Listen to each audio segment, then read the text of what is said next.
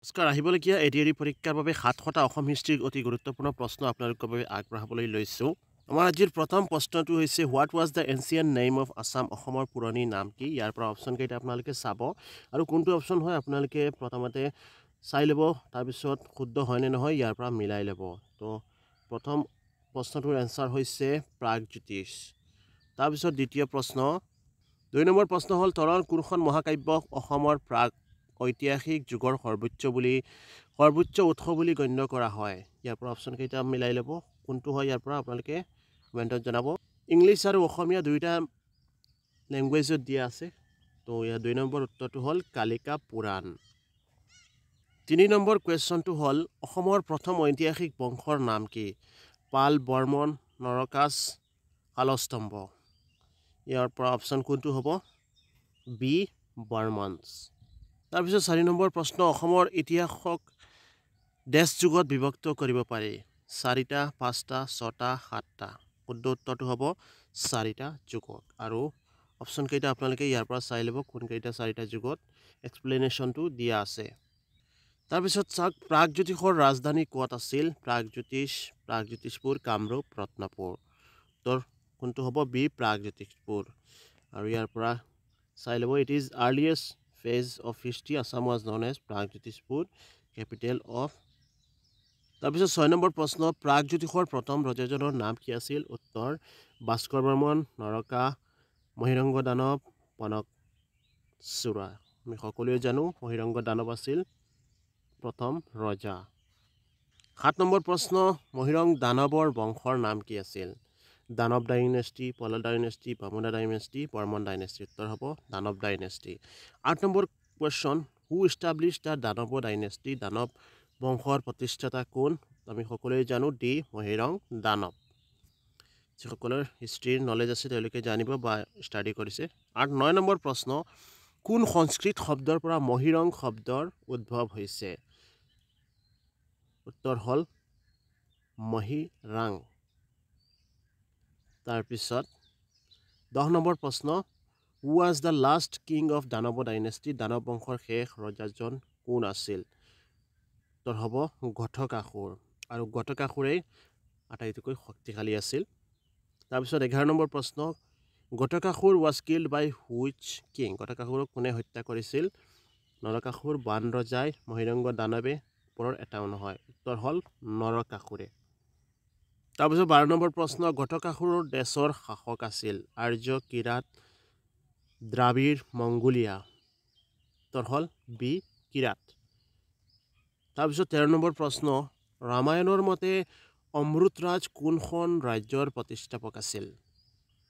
উত্তৰ হ'ব প্ৰাগজ্যোতিষ। তাৰপিছত ১৫ নম্বৰ প্ৰশ্ন, কুৰুক্ষেত্ৰৰ যুদ্ধত কৌৰৱৰ পক্ষত কোনে যুদ্ধ কৰিছিল? উত্তৰ হ'ব ভগদত্তই। ১৬ নম্বৰ প্ৰশ্ন, ভগদত্ত কোন আছিল?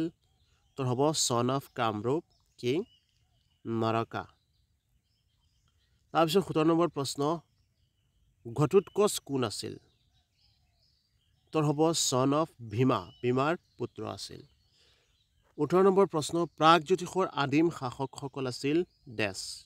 কোন আছিল? অপশ্যন কেইটা চাই ল'ব। উত্তৰ হ'ল দানৱ ডাইনেষ্টি আছিল প্ৰাগজ্যোতিষৰ একেবাৰে আদিম শাসকসকল। ১৯ নম্বৰ প্ৰশ্ন, ভৌম নৰকা লাইনৰ প্ৰতিষ্ঠাপক কোন আছিল? অপশ্যন কেইটা চাই ল'ব আৰু শুদ্ধ অপশ্যনটো হ'ব নৰকাসুৰ। ২০ নম্বৰ প্ৰশ্ন, কামৰূপৰ ৰাজকুমাৰী অমৃতপ্ৰভা আৰু কাশ্মীৰ ৰজা মেঘবাহনৰ বিবাহৰ বিষয়ে উল্লেখ আছে। ক'ত উল্লেখ আছে? অপশ্যন কেইটা চাই ল'ব। কলহনাছ ৰাজতৰংগিনীত উল্লেখ আছে, ৰাজতৰংগিনী। তাৰপিছত ২১ নম্বৰ প্ৰশ্ন, কামৰূপ ৰাজ্যৰ পশ্চিম সীমা নিৰ্ধাৰণ হৈছে কলৈকে নিৰ্ধাৰণ হৈছে? সেইটো অপশ্যন কেইটা চাই ল'ব। ইউগুনি তন্ত্ৰ। তাৰপিছত হ'ল ২২ নম্বৰ প্ৰশ্ন, পৰম্বৰতৰাক উপাধি ধাৰণ কৰিছিল? কোনে পৰম্বৰতৰাক উপাধি ধাৰণ কৰিছিল? উত্তৰ হ'ব হৰ্ষবৰ্ধনে। ২৩ নম্বৰ প্ৰশ্ন, কামৰূপ বংশৰ প্ৰথম মুছলমান আক্ৰমণক কোনে প্ৰতিহত কৰিছিল? উত্তৰ হ'ব পৃথু। তাৰপিছত 24 নম্বৰ প্ৰশ্ন অসমৰ প্ৰথম ৰজা কোন আছিল উত্তৰ কি হ'ব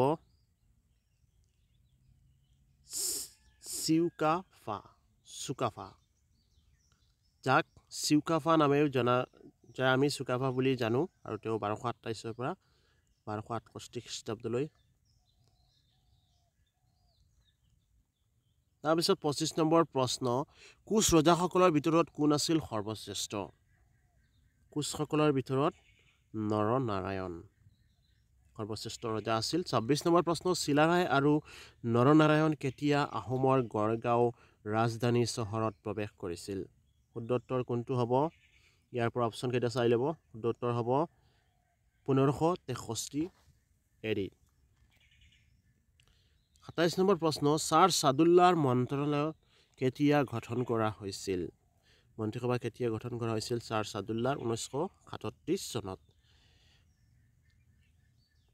আৰু আপোনালোকে মনত ৰাখিব ছাৰ ছাদুল্লাহ অসমৰ প্ৰধানমন্ত্ৰী আছিল যেতিয়া ব্ৰিটিছ ভাৰত শাসন কৰিছিল 1937 চনত 37 চনত তাৰপিছত 28 নম্বৰ প্ৰশ্ন আহোমৰ ৰাজধানী গড়গাঁৱত কেতিয়া প্ৰৱেশ কৰিছিল মীৰ জুমলাই কেতিয়া প্ৰৱেশ কৰিছিল মাৰ্চ 1662 চনত আৰু মীৰ জুমলাই গড়গাঁও দখল কৰিছিল আহোমৰ ৰাজধানী তাৰপিছত 29 নম্বৰ প্ৰশ্ন ঘিলাজাৰিঘাট সন্ধি স্বাক্ষৰিত হৈছিল কিমান চনত ঘিলাজাৰিঘাটৰ সন্ধি স্বাক্ষৰিত হৈছিল শুদ্ধোত্তৰটো হ'ব কি হ'ব জানুৱাৰী 1663 যদি কিবা প্ৰশ্ন আপোনালোকে ভুল পায় উত্তৰ আপোনালোকে কমেণ্টত জনাব তাৰপিছত এইটো ছেকশ্যনৰ শেষৰ প্ৰশ্ন 30 নম্বৰ প্ৰশ্ন ঘিলাজাৰিঘাটৰ সন্ধি দেশৰ মাজত স্বাক্ষৰিত হৈছিল উত্তৰ কোনটো হ'ব মীৰ জুমলা আৰু আহোম ৰজাৰ মাজত ঘিলাজাৰিঘাটৰ সন্ধি স্বাক্ষৰিত হৈছিল তো নেক্সট ছেশ্যনত পুনৰ লগ পাম এইটো হ'ল পাৰ্ট 1